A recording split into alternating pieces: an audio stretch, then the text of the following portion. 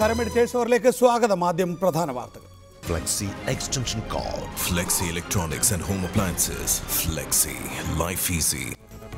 ബാർകോഴ അന്വേഷണത്തിൽ ആഭ്യന്തര വകുപ്പിനെതിരെ മുഖ്യമന്ത്രിയുടെ ഒളിയമ്പ്. അന്വേഷണം പൂർത്തിയാക്കാതെ കെ എം മാണിയെ അപമാനിക്കുന്നു എന്ന് പറയുന്നതിൽ കുറച്ചു കാര്യമുണ്ടെന്ന് ഉമ്മൻചാണ്ടി. പറയുന്നതിനകത്ത് കുറച്ചൊരു കാര്യമുണ്ട്. പക്ഷേ ആ അന്വേഷണം പൂർത്തിയാകുമ്പം അപമാനമൊക്കെ മാറും എന്നാണ് എൻ്റെ വിശ്വാസം. ആഭ്യന്തര കലാപത്തിൽ ഉലഞ്ഞ് UDF. അഭിപ്രായ ഐക്യമില്ലാതെ മുന്നോട്ടു പോകുന്നതിൽ കാര്യമില്ലെന്ന് മുസ്ലിം ലീഗ്. നാളെ അടിയന്തര മുന്നണി യോഗം വിളിച്ചു.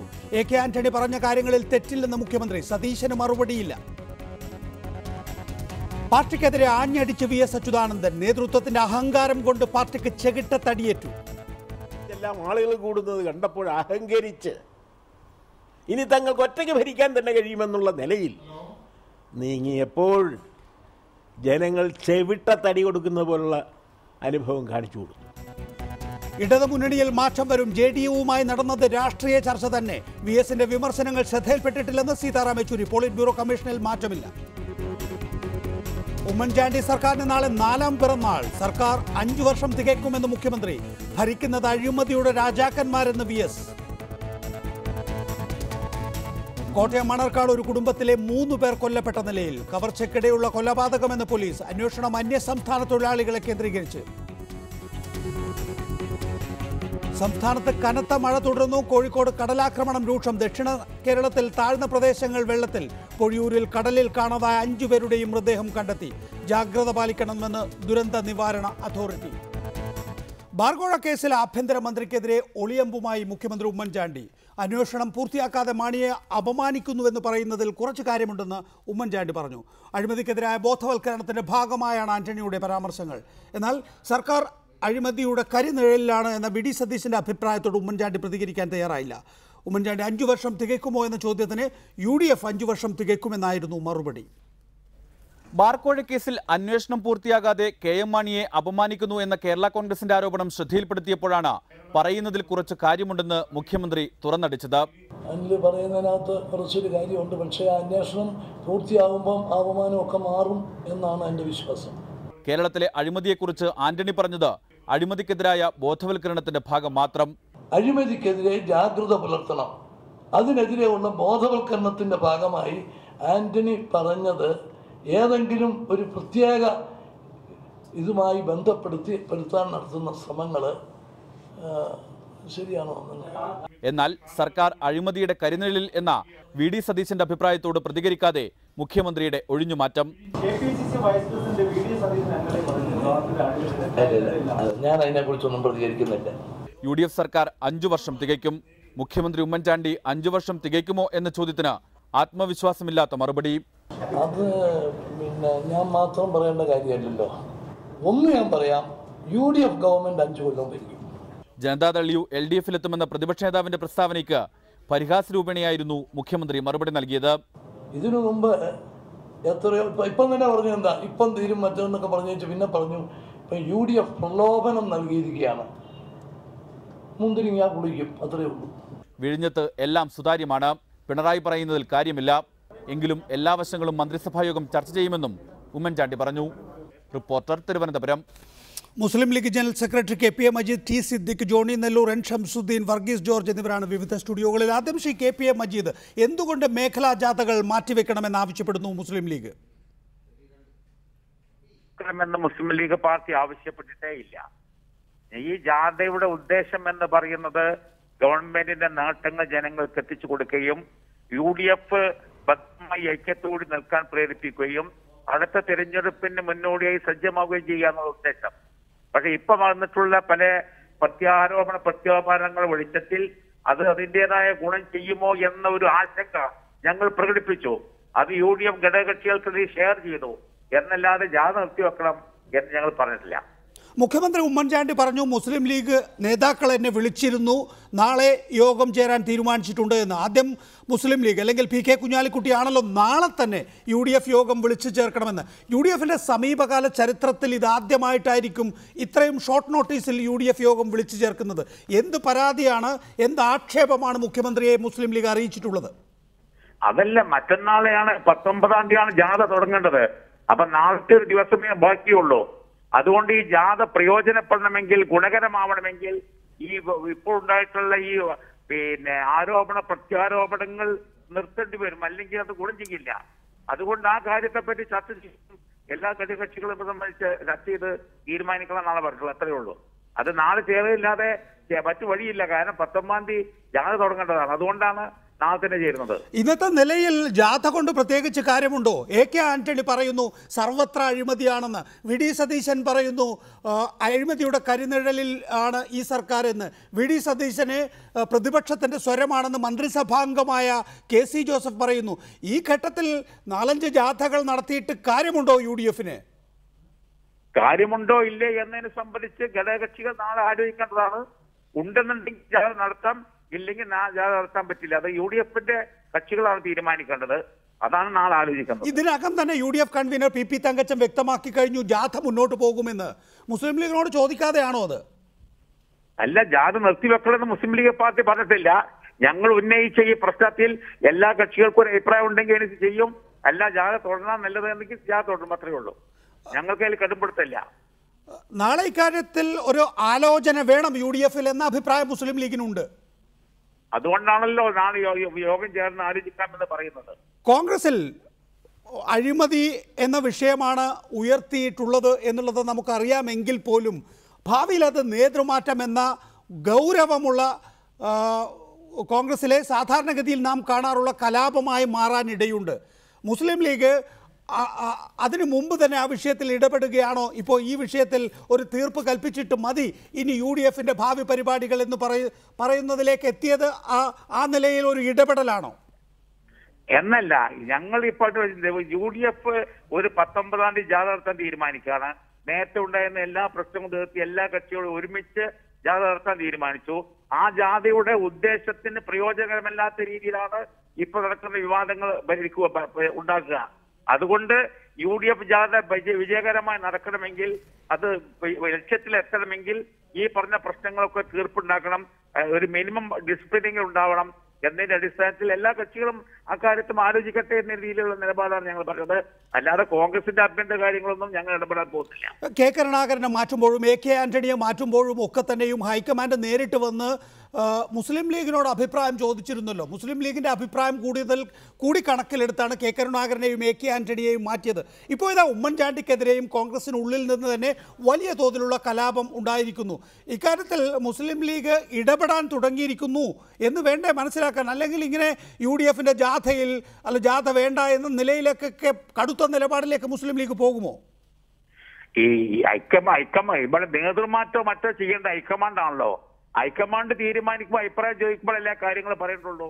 ഇപ്പൊ അങ്ങനെ ഒരു പ്രശ്നം ഉത്ഭവിക്കുന്നില്ലല്ലോ. അതുണ്ടാകുമ്പോഴേ ലീഗ് നിലപാട് പറയുന്നുള്ളൂ. ഇപ്പൊ ലീഗ് പറയാൻ കാരണം നമ്മൾ UDF ഒറ്റക്കെട്ടായി ജാഥയിലേക്ക് പോവുകയാണ്. ആ ജാഥ നിഷ്പ്രയോജനമാകുന്ന സ്ഥിതി ഉണ്ടാകാൻ പാടില്ല. അത് പ്രയോജനകരം ഉപകാരപ്രദമാകണം. അതിനാവശ്യമായിട്ടുള്ള ചർച്ച ഉണ്ടാവണം എന്ന രീതിയിൽ ലീഗ് പറഞ്ഞിട്ടുള്ളൂ. എല്ലാം മറ്റൊന്നും ലീഗ് പറഞ്ഞിട്ടില്ല. അതെ, ജാഥ കൊണ്ട് ഉപയോഗം ഉണ്ടാകില്ല എന്ന് മുസ്ലിം ലീഗ് കരുതാൻ എന്താണ് കാരണം? ഇപ്പോൾ മദ്യനിരോധനത്തിൻ്റെയും അഴിമതി വിരുദ്ധതയുടെയും കേരളത്തിലെ ബ്രാൻഡ് അംബാസിഡർ എന്ന് വേണമെങ്കിൽ AK ആന്റണിയെ വിശേഷിപ്പിക്കാം. മദ്യനിരോധനത്തിൻ്റെ ആദ്യപടി എന്നുള്ള നിലയിൽ ചാരായ നിരോധനം നടപ്പിലാക്കിയത് AK ആന്റണിയാണ്. ആ AK ആന്റണി പറയുന്നു 30% കുടുംബങ്ങൾ ബാറുകളായി മാറിയിരിക്കുന്നു ഈ സർക്കാരിൻ്റെ മദ്യനയം കൊണ്ട് എന്ന്. അഴിമതി സർവത്ര വ്യാപിച്ചിരിക്കുന്നു. കാശ് കൊടുക്കാതെ ഒരേർപ്പാടും ഇവിടെ നടക്കില്ല. തദ്ദേശ ഭരണ സ്ഥാപനങ്ങളിലും സർക്കാരിലും ഒക്കെ തന്നെ അഴിമതി മൂടി നിൽക്കുന്നു എന്ന് പറയുന്നു. അപ്പോൾ AK ആന്റണിയെ പോലെ ഒരാൾ ഇത്തരം പ്രസ്താവന നടത്തുമ്പോൾ അത് ജനങ്ങളിൽ വലിയ തോതിൽ എത്തിച്ചേരുമെന്നും അതുകൊണ്ട് തന്നെ ഈ സമയത്ത് നമ്മൾ ജാഥ നടത്തി ഇതിനെ പ്രതിരോധിച്ച് എന്തെങ്കിലും പറഞ്ഞിട്ട് കാര്യമില്ല എന്ന അടിസ്ഥാനത്തിലാണോ മുസ്ലിം ലീഗ് നിലപാടെടുക്കുന്നത്? ഒരിക്കലുമല്ല. UDF മുന്നോട്ട് പോയാൽ ഈ ജാഥ വിജയകരമായി കൊണ്ടുപോകാൻ കഴിയും. ഈ ജനങ്ങളുടെ മുമ്പിൽ ഈ ഗവൺമെന്റിന്റെ നേട്ടങ്ങളെ പറ്റി ധാരാളം പറയാനുണ്ട്. നല്ല വിശ്വാസത്തോടുകൂടി തന്നെ ഇത് മുന്നോട്ട് പോകാൻ കഴിയും. അതിന് മുന്നോടിയായ ചർച്ചകളും കാര്യങ്ങളും ഉണ്ടാവണം എന്നതാണ് ലീഗ് പറയുന്നുള്ളത്, മറ്റൊന്നുമല്ല. ഇവിടെ സാധാരണഗതിയിൽ AI ഗ്രൂപ്പുകളാണ് കോൺഗ്രസിൽ. അതിൽ ചെറിയ ചെറിയ ഗ്രൂപ്പുകൾ ഉണ്ടെങ്കിൽ തന്നെ എയുടെയും ഐയുടെയും കൂടെ നിൽക്കുക എന്നുള്ളതായിരുന്നു മുൻകാലങ്ങളിൽ ആ ചെറുവിഭാഗങ്ങളൊക്കെ സ്വീകരിച്ചിരുന്ന നയം. ഇപ്പോൾ പക്ഷേ അഴിമതി ചെയ്യുന്ന അദ്ദേഹത്തിൻ്റെ ടെലിഫോൺ ലൈൻ കട്ടായിരിക്കുന്നു. നമുക്ക് ഒരിക്കൽ കൂടി ശ്രമിക്കാം. ഷീറ്റി സിദ്ദിഖ്, ഞാൻ ആ ചോദ്യം താങ്കളോട് ഉന്നയിക്കുകയാണ്. സാധാരണഗതിയിൽ എയും ഐയും ചെറിയ ഗ്രൂപ്പുകൾ എയോടൊപ്പമോ ഐയോടൊപ്പമോ നിൽക്കുന്ന ഒരു സാഹചര്യം, അതിൽ നിന്ന് വ്യത്യസ്തമായി അഴിമതിക്കാർ ഒരു ഭാഗത്തും അഴിമതി വിരുദ്ധ നിലപാട് പറയുന്നവർ വേറൊരു വിഭാഗത്തിലും എന്ന നിലയിൽ കോൺഗ്രസിലെ ഗ്രൂപ്പ് വഴക്ക് ഒരു പരിണാമം നേടിയെടുത്തിരിക്കുന്നു. അതിൻ്റെ ഒരു യുദ്ധത്തിലേക്കാണ് ഇപ്പോൾ പോയിക്കൊണ്ടിരിക്കുന്നത്.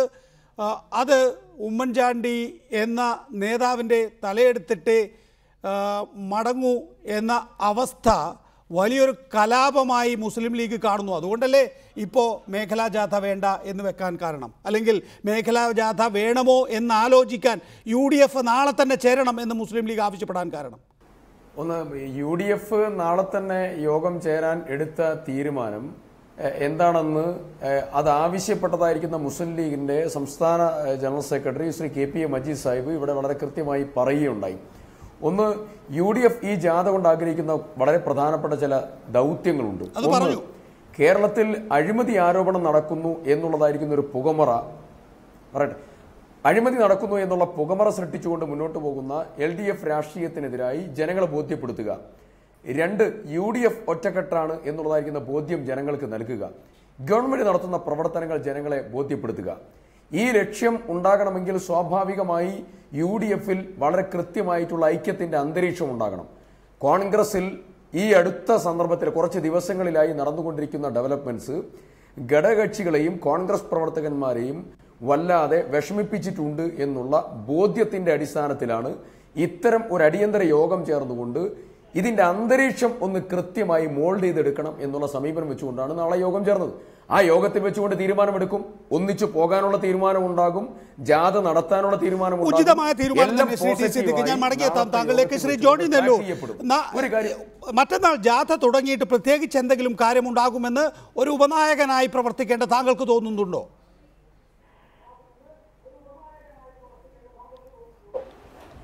ഞാൻ ഉപനായകനായിട്ടുള്ള ജാഥ ഏതായാലും മറ്റന്നാൾ തുടങ്ങുന്നില്ല.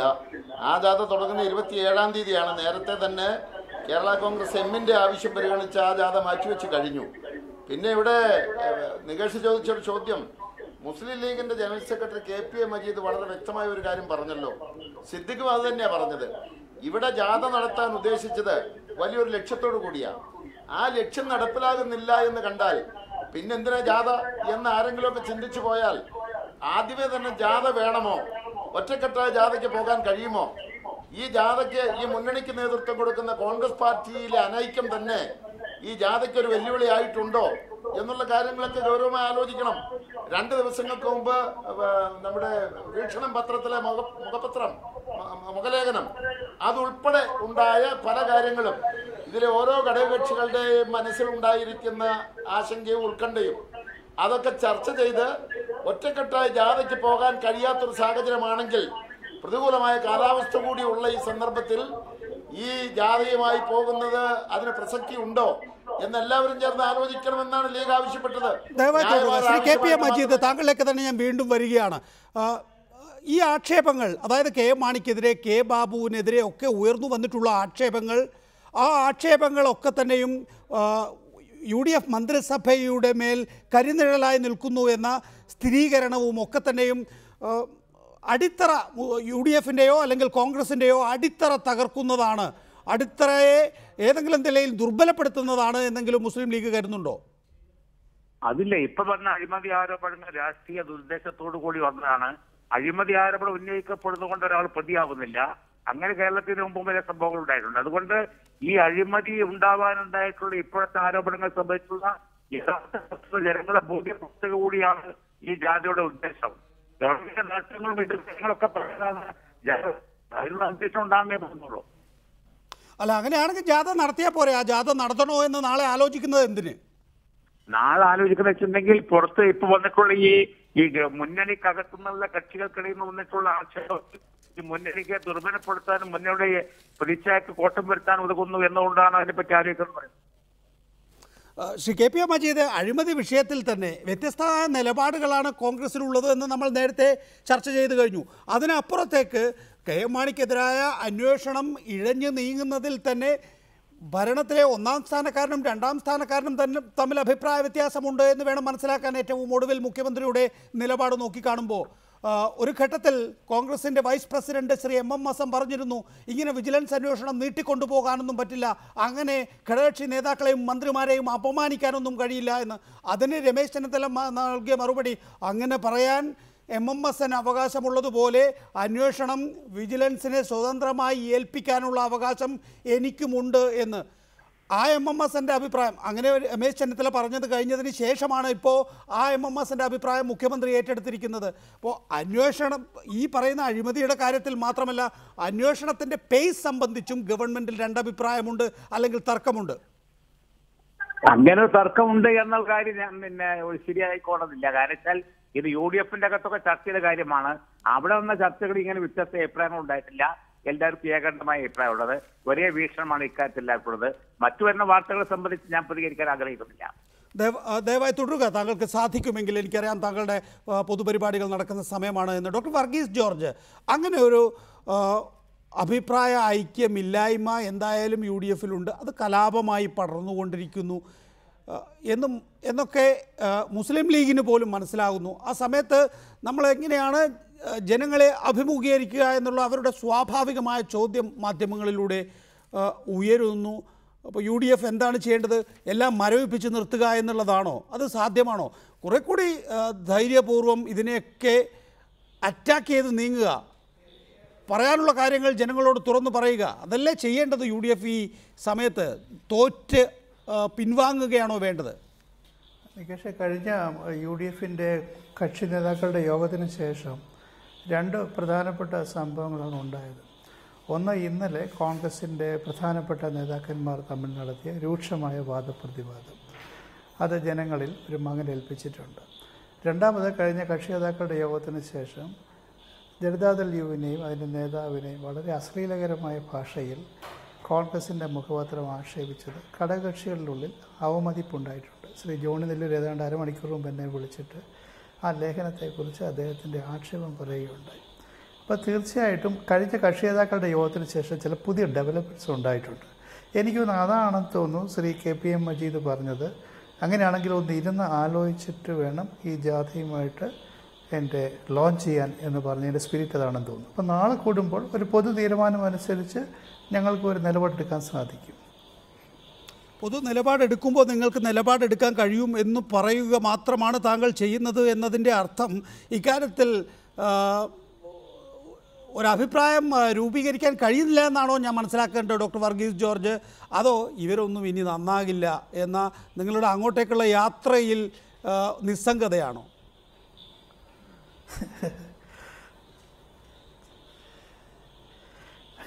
അതല്ല നികേഷ്, സാധാരണഗതിയിൽ UDF-ൽ പ്രധാനപ്പെട്ട ഒരു 3 കക്ഷികൾ, കോൺഗ്രസ്, ലീഗ്, കേരള കോൺഗ്രസ്, ഇവർ പരസ്പരം ആലോചിച്ചിട്ടൊക്കെയാണ് വരുന്നത്. അതുകൊണ്ട് ബാക്കിയുള്ള ഘടകകക്ഷികളൊക്കെ പലപ്പോഴും നയപരമായ കാര്യങ്ങളൊഴിച്ച് ബാക്കിയുള്ള സംഘടനാപരമായ കാര്യങ്ങളിൽ അഭിപ്രായത്തോട് യോജിച്ചാണ് നിൽക്കുന്നത്. ഇപ്പോൾ കേരള കോൺഗ്രസ് കഴിഞ്ഞ യോഗത്തിൽ അതിൻ്റെ പ്രതിനിധി ജോയി എബ്രഹാം പറഞ്ഞു, എല്ലാം മാറ്റണമെന്നാണ് ഞങ്ങളുടെ താല്പര്യം, പക്ഷേ ഒരെണ്ണമെങ്കിലും മാറ്റിവെക്കണമെന്ന് പറഞ്ഞു. ഇപ്പം മുസ്ലിം ലീഗ് ആവശ്യപ്പെടുകയാണ് മാറ്റിവെക്കണമെന്ന് പറഞ്ഞാൽ ഉറപ്പാണ് ജാഥ മാറ്റിവെക്കും. അതുകൊണ്ട് ഞങ്ങൾ മറ്റു പാർട്ടികൾ നാളത്തെ തീരുമാനം അതുകൊണ്ടാണ് കാത്തിരിക്കുന്നത്. ശ്രീ ജോണി നെല്ലൂർ, താങ്കളുടെ അഭിപ്രായമാണെന്ന് തോന്നുന്നു ഇപ്പോൾ ഡോക്ടർ വർഗീസ് ജോർജ് പറഞ്ഞത്. അതായത് കോൺഗ്രസ് ഒരു കാര്യം തീരുമാനിച്ചിട്ടുണ്ട്, മുസ്ലിം ലീഗ് ഒരു കാര്യം നാളെ പറയാൻ പോകുന്നു, കേരള കോൺഗ്രസ് എന്ത് നിലപാടെടുക്കും പോകുന്നു എന്നുള്ളതൊക്കെ നോക്കി മാത്രമാണ് അവിടെ ഡോക്ടർ വർഗീസ് ജോർജും ജോണി നെല്ലൂരും ഷിബു ബേബി ജോണും ഒക്കെ ചെല്ലുന്നത് ചായ കുടിക്കാനും അണ്ടിപ്പരിപ്പ് തിന്നാനും പിന്നെ ഒരു റൗണ്ട് ബിസ്ക്കറ്റ് തിന്നാനും മാത്രമാണ്. അങ്ങനെ കാണേണ്ടതില്ല നികേഷ്.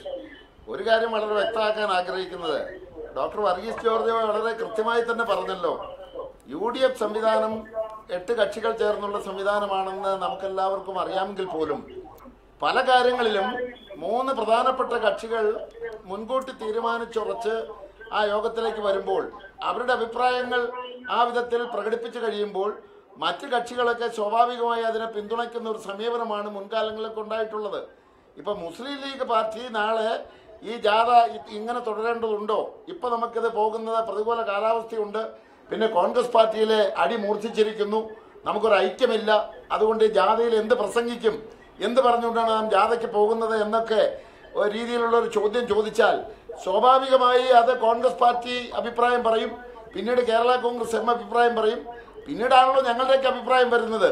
അപ്പോൾ സ്വാഭാവികമായി ഈ 3 കക്ഷികൾ ഒരു അഭിപ്രായ ഐക്യത്തിൽ എത്തിച്ചേർന്നാൽ ഞങ്ങളൊക്കെ അതിനെ അനുകൂലിക്കുക എന്നതിലപ്പുറത്ത് നികേഷ് പറഞ്ഞ പോലെ ബിസ്ക്കറ്റ് തിന്നാനും അണ്ടിപ്പരിപ്പ് തിന്നാനും വേണ്ടി മാത്രം അവിടെ പോകുന്നവരല്ല. ഞാനൊക്കെ അത് കഴിക്കാറുമില്ല അവിടെ പോയാൽ. കാരണം എന്ന് വെച്ചാൽ അവിടെ ബിസ്ക്കറ്റും അണ്ടിപ്പരിപ്പും ഒന്നും അല്ല. അത് തന്നെ ആദ്യം നികേഷത്ത് മനസ്സിലാക്കുക. അവിടെ ഓരോ വെജിറ്റബിൾ കട്ട്ലറ്റാണ് തരുന്നത് പലപ്പോഴും. അത് ഞങ്ങൾ ചിലപ്പോൾ കഴിക്കും, ചിലപ്പോൾ കഴിക്കുകയല്ല. അത് ആ വിധത്തിൽ ഞങ്ങളെ ആരെയും വില കുറച്ച് കാണേണ്ടതില്ല. ശരി, പക്ഷേ ശ്രീ ജോണി നെല്ലൂർ എപ്പോഴും ശ്രീ ജോണി നെല്ലൂർ പറയുന്നൊരു പരാതി അതാണ്, ഈ 3 കക്ഷികളുടെ മാത്രമായി UDF ചുരുങ്ങുന്നു എന്ന്. ഇവിടെ 2 കക്ഷികളുണ്ട് ശ്രീ KPA മജീദ്. ആ 2 കക്ഷികളുടെയും പ്രതിനിധികൾ ഡോക്ടർ വർഗീസ് ജോർജും ജോണി നെല്ലൂരും എപ്പോഴും പറയുന്നൊരു കാര്യമുണ്ട്, മുസ്ലിം ലീഗും കോൺഗ്രസും കേരള കോൺഗ്രസ് എമ്മും ആണ് UDFൽ തീരുമാനങ്ങൾ എടുക്കുന്നത്, ബാക്കി ഞങ്ങളൊക്കെ അടിയാളന്മാരാണ്. അങ്ങനെ പറഞ്ഞിട്ടാണ് ഇപ്പോൾ പിള്ളയും മുന്നണി വിട്ടു പോയത്. അങ്ങനെ ഒരു സംഗതി അതിലുണ്ടെന്ന് എനിക്ക് തോന്നുന്നില്ല. എല്ലാ കക്ഷികളും കക്ഷി നേതാക്കന്മാരോട് ആലോചിച്ചിട്ടേ മുന്നണി സംവിധാനം മുന്നോട്ട് കൊണ്ടുപോകാൻ പറ്റുള്ളൂ. ഇതിനിടയിൽ ജനതാദളിന്റെ പ്രശ്നങ്ങൾ വളരെ ഗൗരവമായിട്ട് UDF കണക്കെടുത്തു. അവർക്ക് അവരുടേതായ പരാതികളുണ്ട്. RSP അവരുടെ പരാതി ഉണ്ടായിരുന്നു. കുറെ കാര്യങ്ങൾ UDF ചെയ്യേണ്ടതുണ്ട്. ആ കാര്യങ്ങളൊക്കെ തുറന്ന് ചർച്ച നടത്തി കക്ഷികളുമായി ചർച്ച ചെയ്ത് മുന്നേറ്റ് പോവുകയാണ്. അല്ലാതെ അതിന്റെ ഏതെങ്കിലും കക്ഷികളെ വില കുറച്ച് വലിയ കക്ഷി ചെറിയ കക്ഷി എന്നുള്ള ഒരു വ്യത്യാസം കൊടുക്കേണ്ട കാര്യം ഒരു മുന്നണിക്കകത്ത് സംഭവിക്കില്ല. അങ്ങനെ സംഭവിക്കാൻ പാടുള്ളതല്ല. സംഭവിക്കാൻ പാടില്ല. നമുക്കൊരു പൊതുജ്ഞാനം പറയാമെങ്കിൽ പോലും ഈ പൊതുജ്ഞാനമല്ല ഞങ്ങളാ നിലപാടിലിരിക്കുന്നത്. അതെ ആയിരിക്കാം, പക്ഷേ ഈ ഞങ്ങളുടെയൊക്കെ അവസ്ഥ അതാണെന്ന് ഈ കക്ഷികൾ തന്നെ പറയുമ്പോൾ നമ്മൾ അവരെയല്ലേ വിശ്വസിക്കേണ്ടത്. അങ്ങനത്തെ കക്ഷികൾക്ക് അവസ്ഥ ഉണ്ടെങ്കിൽ ആ അവസ്ഥ വരാൻ പാടില്ല. UDF എന്ന് പറഞ്ഞാൽ ചെറിയ കക്ഷിയാണെങ്കിൽ വലിയ കക്ഷികൾക്കൊക്കെ ഒരേ തുല്യ നിലയിലേ കാണാൻ പാടുള്ളൂ. അങ്ങനെയുള്ള പരാതികൾ വന്നതിന്റെ അടിസ്ഥാനത്തിലാണ് ഇപ്പൊ കുറെ കാര്യങ്ങൾ ചർച്ച ചെയ്ത് തീരുമാനിച്ചു. അതൊക്കെ വാചകത്തിൽ മാത്രമേ നടക്കുന്നുള്ളൂ UDFൽ എന്നുള്ളതാണ് പോട്ട്. ഞാനത് വിട്ടു. ഞാൻ പുതിയൊരു വിഷയത്തിലേക്ക് കടക്കാൻ ആഗ്രഹിക്കുകയാണ്. ശ്രീ KPA മജീദ്, ഈ RSPയെയും ജനതാദൾ യുണൈറ്റഡിനെയും മുന്നണിയിൽ കൊണ്ടുവരേണ്ടതിൻ്റെ അടിയന്തര സാഹചര്യത്തെക്കുറിച്ച് ശ്രീ VS അച്യുതാനന്ദൻ ഇന്ന് തിരുവനന്തപുരത്ത് വാർത്താലേഖകരോട് പ്രത്യേകിച്ച് റിപ്പോർട്ടർ ടെലിവിഷനോട് സംസാരിക്കുകയുണ്ടായി. ഞങ്ങളുടെ ദൗർബല്യം കൊണ്ടാണ് ഈ 2 പാർട്ടികളും പോയത്. 2004 20-ൽ 18 സീറ്റ് നേടിയത് ഈ കക്ഷികളെ കൊണ്ടാണ്. അവരെ തിരികെ കൊണ്ടുവന്നായിരിക്കും 2016 നിയമസഭാ തെരഞ്ഞെടുപ്പിൽ മത്സരിക്കുക. MP വീരേന്ദ്രകുമാറുമായി കോഴിക്കോട് ചർച്ച നടത്തിയത് വീട്ടുകാര്യമൊന്നുമല്ല. MP വീരേന്ദ്രകുമാറുമായി സംസാരിച്ചത് രാഷ്ട്രീയം തന്നെയാണ്. അതിൻ്റെയൊക്കെ ഫലം എന്താകുമെന്ന ചോദ്യത്തിന് നിങ്ങളതിൻ്റെ ആഫ്റ്റർ റിസൾട്ട് കണ്ടുകൊള്ളൂ എന്നാണ് VS അച്യുതാനന്ദൻ പറഞ്ഞത്. അപ്പോൾ വലിയ തോതിലുള്ള ചർച്ച UDFലെ ഘടകകക്ഷികളുമായി പ്രത്യേകിച്ച് ജനതാദൾ യുണൈറ്റഡുമായി നടക്കുന്നുണ്ട് എന്നാണ് VS സ്ഥിരീകരിക്കുന്നത്. ഒരൊറ്റ വാചകം കൂടി പറഞ്ഞ് ഞാൻ അവസാനിപ്പിക്കാം. RSPയുമായും ചില സംസാരങ്ങൾ നടക്കുന്നുണ്ട് എന്ന് ജനറൽ സെക്രട്ടറി സീതാറാം യെച്ചൂരിയോട് കൂടി പറഞ്ഞിരിക്കുന്നു. RSP ചില കാര്യങ്ങളിൽ CPMനെ തെറി പറയുന്നുണ്ടല്ലോ എന്ന് VS അച്യുതാനന്ദനോട് ചോദിച്ചപ്പോൾ ഞങ്ങൾ അവരെ പരിഹസിക്കാവുന്നതിൽ കൂടുതൽ പരിഹസിച്ചിട്ടുണ്ട്, അതുകൊണ്ട് അവർ പറയുന്ന വഴക്കൊന്നും ഞങ്ങൾ കാര്യമാക്കുന്നില്ല എന്നാണ്. വളരെ സൗഹാർദ്ദപരമായ നിലപാടാണ് ഈ 2 പാർട്ടികളുമായി പ്രതിപക്ഷ നേതാവ് VS അച്യുതാനന്ദൻ സ്വീകരിക്കുന്നതെന്നത് ഇന്നല്ലെങ്കിൽ നാളെ അവർ വേലി ചാടാൻ ഇടവരുത്തുമെന്ന് താങ്കൾ ഭയക്കുന്നില്ലേ? VS അച്യുതാനന്ദൻ പറയുന്നതിനെ നമ്മൾ മുതലെടുക്കേണ്ട കാര്യം തന്നെയല്ല. കാരണം VS അച്യുതാനന്ദൻ പറയുന്നത് പാർട്ടിയുടെ നിലപാടാണ് എന്ന് പറയാൻ ഒക്കില്ലല്ലോ. VS അച്യുതാനന്ദനെ പറഞ്ഞതിന് എതിരായിട്ടുള്ള സ്റ്റേറ്റ്മെന്റ് ആണ് പുറത്തുകൊണ്ടിരിക്കുന്നത്. VS അച്യുതാനന്ദനെ ആരുമായിട്ട് ചർച്ച നടത്തിയില്ലെങ്കിൽ ആ ചർച്ച ബലവത്താവില്ലെന്ന് മാത്രമല്ല പാർട്ടിയുടെ അംഗീകാരമുള്ള ചർച്ചയോ കൂടിയാലോ അല്ല നടക്കുന്നത്. അതുകൊണ്ട് VS അച്യുതാനന്ദൻ എന്ത് വിചാരിച്ചാലും ഈ CPM പാർട്ടിന്റെ കത്തൊന്നും ചെയ്യാൻ പറ്റില്ല.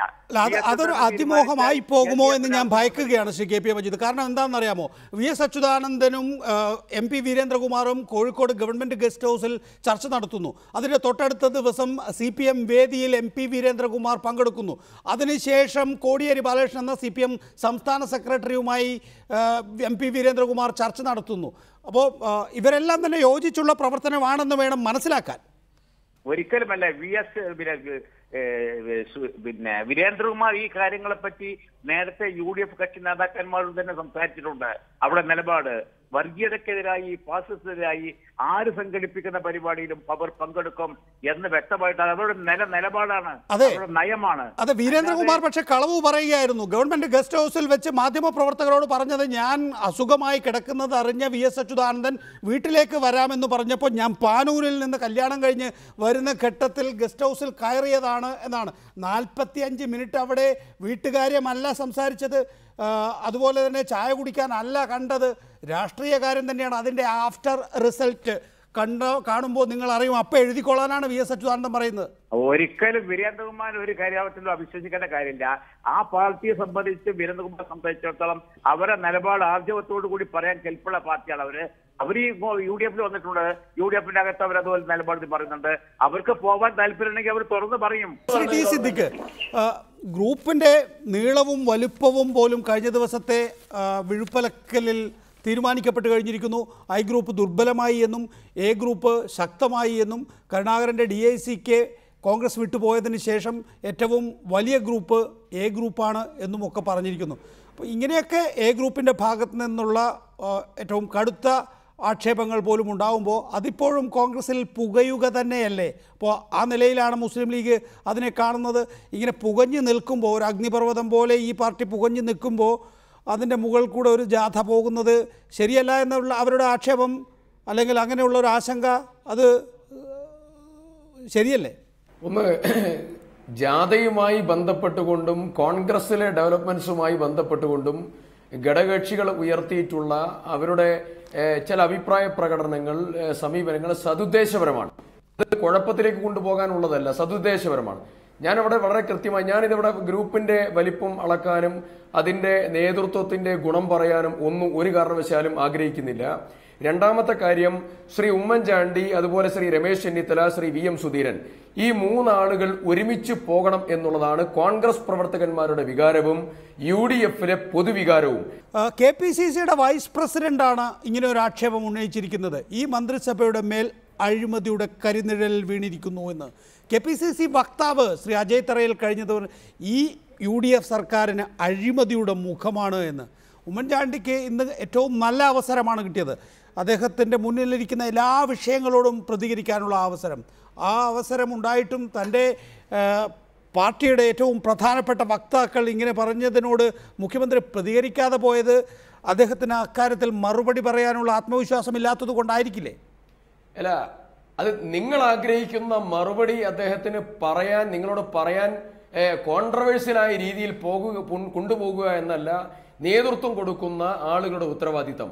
ആ ഉത്തരവാദിത്തം നിർവഹിച്ചുകൊണ്ടാണ് മുഖ്യമന്ത്രി അവിടെ സമീപനം സ്വീകരിച്ചത്. ഞാൻ രണ്ടാമത്തെ കാര്യം പറയുന്നു. തെരഞ്ഞെടുപ്പ് വർഷമാണ്. അരുവിക്കര ലോക്കൽ ബോഡി അസംബ്ലി തെരഞ്ഞെടുപ്പ് ഒരു വർഷത്തിനകം കടന്നു വരുന്ന 3 തെരഞ്ഞെടുപ്പാണ്.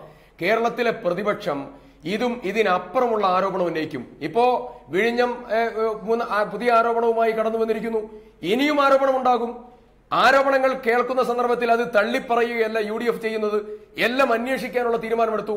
സോളാറിൽ വിശാലമായുള്ള ടേംസ് ഓഫ് റെഫറൻസ് വെച്ച് അന്വേഷണം പ്രഖ്യാപിച്ചു. പ്രതിപക്ഷ നേതാവ് ആവശ്യപ്പെട്ടതായിരിക്കുന്ന വിജിലൻസ് എൻക്വയറി ബാർകോഴ ആരോപണവുമായി ബന്ധപ്പെട്ടുണ്ടായി. ഇതൊക്കെ അലിഗേഷൻസ് ആണ്. അലിഗേഷൻസ് എന്ന് പറഞ്ഞാൽ അത് ആരോപണം എന്നുള്ളതാണ്. അത് നിജസ്ഥിതി വ്യക്തമാക്കുന്ന ആരോപണത്തിന്റെ റിപ്പോർട്ടുകൾ പൊതുസമൂഹത്തിന് മുമ്പിലേക്ക് വരികയാണ്.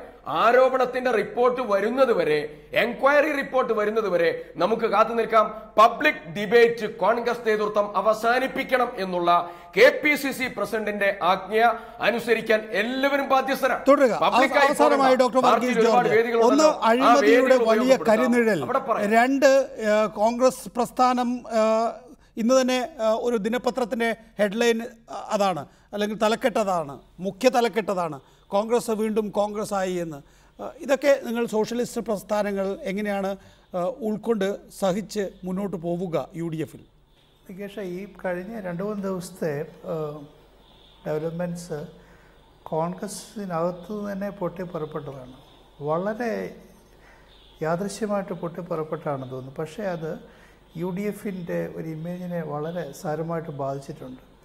ഏതായാലും പെട്ടെന്ന് PM സുധീരന് ഒരു ഡാമേജ് കൺട്രോൾ ആരംഭിച്ചു. ഞങ്ങൾ ഈ മുന്നണിയിൽ നിൽക്കുമ്പോൾ തന്നെ മുന്നണിക്കകത്ത് ഈ കാര്യങ്ങളെക്കുറിച്ച് ഞങ്ങൾ പറയാറുണ്ട്. പക്ഷേ ഒരു മുന്നണിയിലെ ഒരു കക്ഷി എന്നുള്ള നിലയിൽ നമുക്ക് പുറത്തെ കാര്യങ്ങൾ നമുക്ക് സംസാരിക്കാൻ സാധിക്കുകയില്ല. വ്യക്തമാണ് ഡോക്ടർ വർഗീസ് ജോർജ്. വളരെ നന്ദി സഹകരിച്ചതിന്. Shri KPA Majeed, Shri T Siddique, Shri Johnny Nellore, ഒപ്പം തന്നെ ശ്രീ N ഷംസുദ്ദീൻ 8 സവറിൽ ഇടപെട്ടതിന്.